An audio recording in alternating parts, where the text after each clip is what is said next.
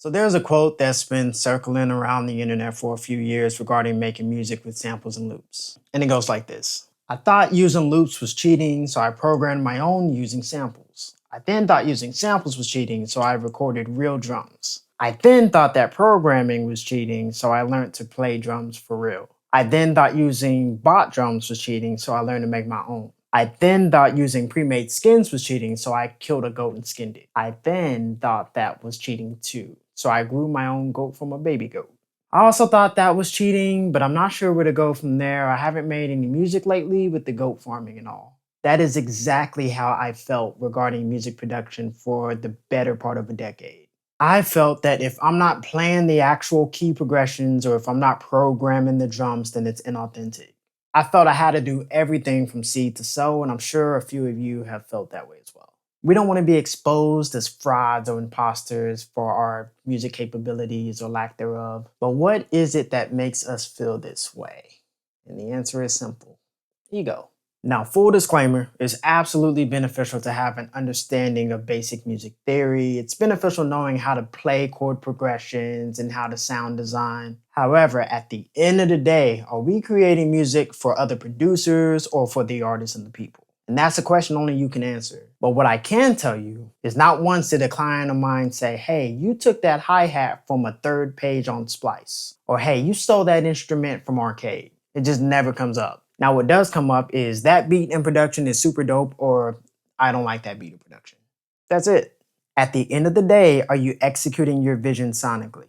I mean, think about it. If a YouTuber uses stock B-roll footage from a random website to convey his message, nobody cares, nobody demands that they film with their own camera footage, trees, and people walking by. And it's the same with music. We overthink a lot of things that don't matter. This does not mean to use unapproved samples or to steal, but there are commercial songs that have won Grammys and awards that were built off of Splice samples. The perfect example of my ignorance in sampling is the Doechii song Anxiety. For those that don't know it or haven't heard it, living on a rock or somewhere, it samples Gautier's classic Somebody That I Used to Know with Kimbra. That was one of my favorite commercial songs ever made, and it won a ton of awards and accolades. And I'm not gonna lie, I felt some type of way that she was using that production that I felt was sacred. And I was disappointed that she didn't really modify it or change it or anything really.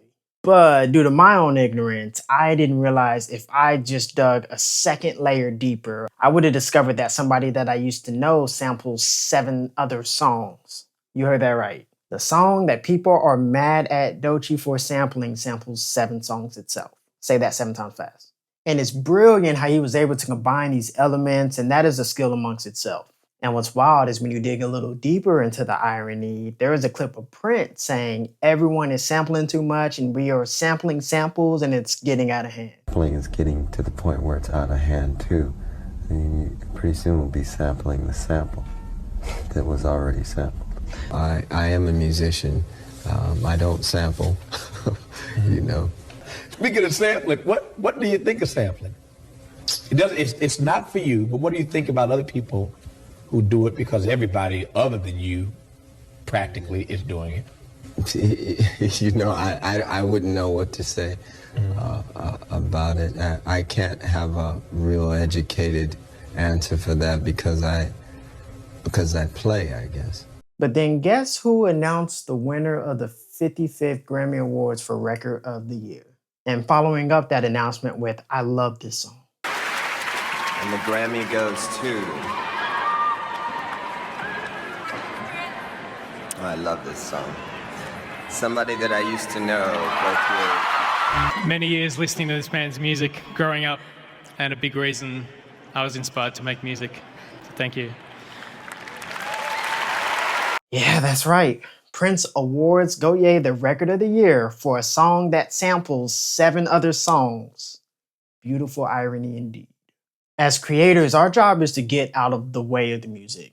Who exactly am I trying to impress by creating all of my sounds from scratch? Why does it even matter if I could have potentially made a better song with better sounds from loops or samples that I can customize to make my own? It was my ego saying you have to justify your art by making it in the most organic way possible. This is also why I wouldn't really collab or I'd struggle with collaboration for years.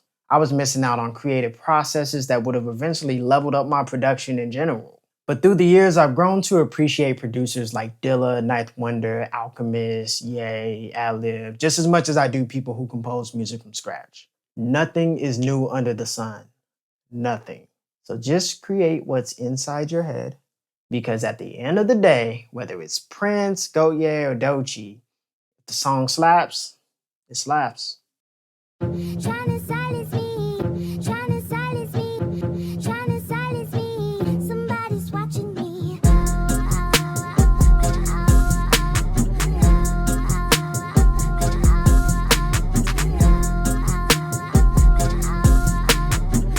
Tryna silence me, somebody's watching me. And my anxiety.